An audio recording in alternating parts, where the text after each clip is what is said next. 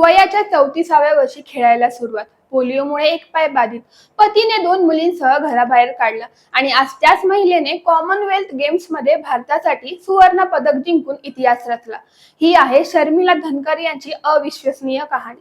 नमस्कार, मी संध्या आणि आपण पाहत आहात मुंबई आउट. कॉमनवेल्थ गेम्स मध्ये शर्मिला धनकर यांनी महिलांच्या F57 गोळाफेक स्पर्धेत 9.81 मीटरची सर्वोत्तम फेक करत सुवर्ण पदक जिंकलं. अंतिम फेरीत त्यांच्या समोर कॅनडा, इंग्लंड, ऑस्ट्रेलिया, वेल्स आणि घानाच्या अनुभवी खेळाडूंचे आव्हान होते. पण शर्मिला यांनी सर्व प्रतिस्पर्ध्यांना मागे टाकत भारताच्या नावावर सुवर्ण पदक कोरले आणि इतिहास घडवला. पण या सुवर्ण पदकाच्या मागे संघर्षाची मोठी कहाणी दडलेली आहे. 15 ऑगस्ट 1886 रोजी हरियाणातील रेवाडी येथे जन्मलेल्या शर्मिला यांना अवघ्या 2 वर्षाच्या असताना तापानंतर पोलिओ झाला. त्यामुळे त्यांचा डावा पाय बाधित झाला.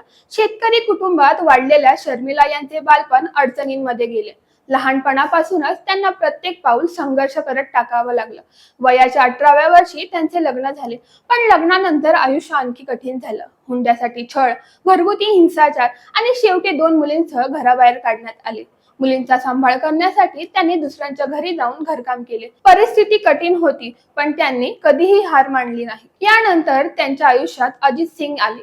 त्यांनी प्रत्येक टप्प्यावर शर्मिला यांना साथ दिली आणि आत्मनिर्भर राहण्यासाठी प्रेरणा दिली. ज्या वयात अनेक खेळाडू निवृत्तीचा विचार करतात, त्या वयाच्या 34व्या वर्षी शर्मिला यांनी पॅरा ॲथलेटिक्स मध्ये प्रवेश केला आणि आज त्या संघर्षातून उभ्या राहिलेल्या शर्मिला धनकर यांनी 2026 कॉमनवेल्थ गेम्स मध्ये सुवर्ण पदक जिंकत केवळ भारताचा तिरंगा उंचावला नाही, तर लाखो महिलांना आणि दिव्यांग खेळाडूंना नव्या आशेची दिशा दिली. शर्मिला यांची कहाणी आपल्याला शिकवते की आयुष्यात संकट कितीही मोठं असलं, अपयश कितीही वेळा समोर आलं, तरी जिद्द, मेहनत आणि स्वतःवरचा विश्वास असेल तर अशक्य वाटणारं स्वप्नही एक दिवस नक्कीच पूर्ण होतं. कारण विजय हा परिस्थितीचा नसतो, तर जिद्दीचा असतो. आणि शर्मिला धनकर यांचं आयुष्य हे जिद्दीचं, साहसाचं आणि अढळ इच्छाशक्तीचं प्रेरणादायी उदाहरण आहे. त्यांच्या यशाने सिद्ध करून दाखवलं आहे की मनात जिंकण्याची उमेद असेल तर कोणतीही मर्यादा माणसाचे स्वप्न रोखू शकत नाही.